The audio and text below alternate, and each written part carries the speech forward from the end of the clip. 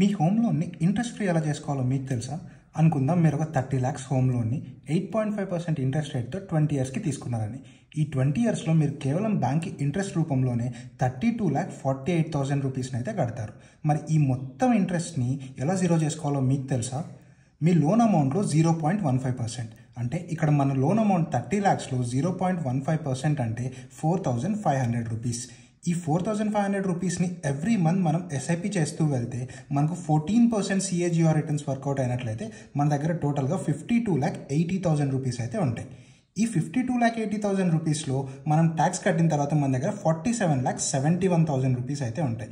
So ఇక్కడ మన interest part 32,48,000, మనకు ఈ ఎస్ఐపి ద్వారా వచ్చిన రిటర్న్స్ 47,71,000 రూపీస్.